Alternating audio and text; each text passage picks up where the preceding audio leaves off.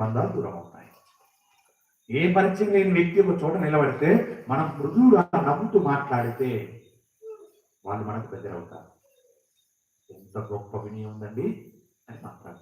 మాటలు అమృతం ఉండాలి, అలా మాట్లాడ అలవాటు చేసుకోవాలని చెప్తుంది మహాభారతం. కాబట్టి ఇప్పుడు కద్రువకు కోపము అసూయలోంచి అవధి లేకుండా పుట్టింది.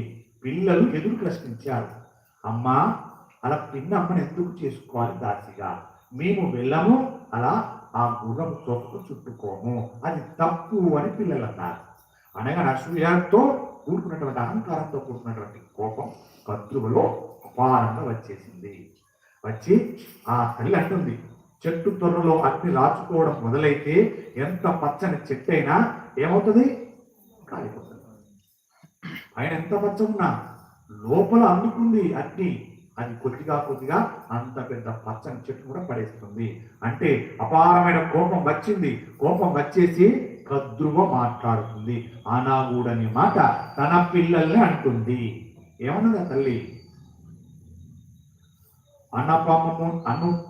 అనుపమముగా జనమే జయుండను జనపతి సేయు సర్పయాగ నిమిత్తము గుణభాములు పంచత్వముననియడమని ఈ యుగంబులకు శాపమిచ్చన్. ఇక్కడ పెట్టారు. ఏమిటంటే దాని అర్థము, రాబోయే కలియుగములో జనమేజయుడు అనేటువంటి రాజు ఒక సర్పయాగం చేస్తారా, ఆ సర్పయాగంలో మీరందరూ పడి చచ్చిపోతారా అని చెప్పించింది. నేను చెప్పిన మాట వింటలేదు. కోపంలో బాగా గుర్తుపెట్టుకోండి, కోపంలో అనేసి మనం కూడా పిల్లల్ని కోపంలో అంటుంటాం.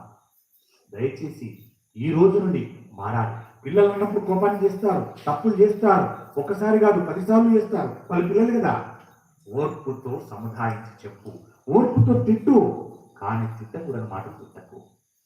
మంచి మాటలు అలవాటు చేసుకోండి. ఒరే నీకు లక్ష్మి అనుగ్రహం బాగా వస్తుందా, నువ్వు చదవలేక ఆగమవుతావు అనుకో, ఇది కూడా మంచి మాటే. ఇలాంటివి మంచి మాటలు చేసుకోండి. పిల్లలు తిట్టండి. కానీ అనవసరంగా కోపం అనకూడని మాటలు అన్నారా, వాడి జీవితం తరమాలిపోయిందా, రేపు నీవు కూడా రోడ్డు పాలవుతావు. తల్లిదండ్రులు కూడా రోడ్డు పెడతారు. వాడు ప్రయోజకుడు కాలే, అడ్డ తింటున్నాడు, ఎవరికి నష్టం? నీకే. కూతురైతే జ్ఞానవంతురాలు కాలే, అత్తారింటికి వెళ్ళింది, అన్ని తప్పు పనులు చేస్తుంది, తల్లి గారికి బాధ. తల్లిని అంట. కాబట్టి తప్పు జాగ్రత్త పిల్లలు తిట్టేటప్పుడు. ఇక్కడ కద్రువ అసూయతో కోపముతో అనకూడని మాట అన్నది. రాబోయే యుగములో జనమేజయుడు మహారాజు చేసే సర్పయాగములో మీరందరూ వస్తారా అని శపించింది. ఇదే గాంధారి ధృతరాష్ట్రుల యందు ప్రవేశించిన అసూయ.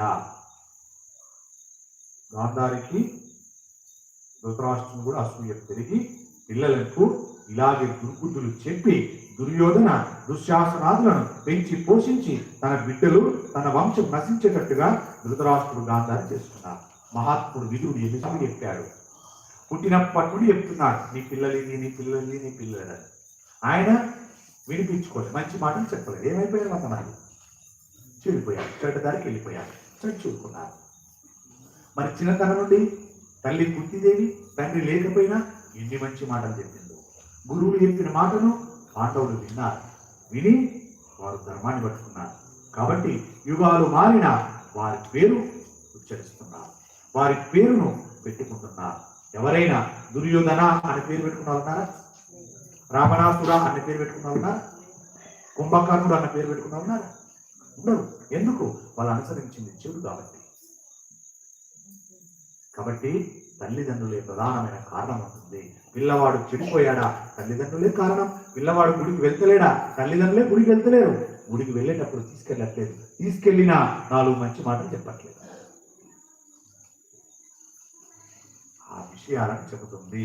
గాంధారి కూడా అలానే చేసి తన 100 మంది పిల్లలను చెడగొట్టుకుంది. ఇప్పుడు కద్రువ అంత పెద్ద శాపవాక్కును విడిచిపెట్టేసింది. అప్పుడు పాములన్నీ కలవరపడ్డాయి.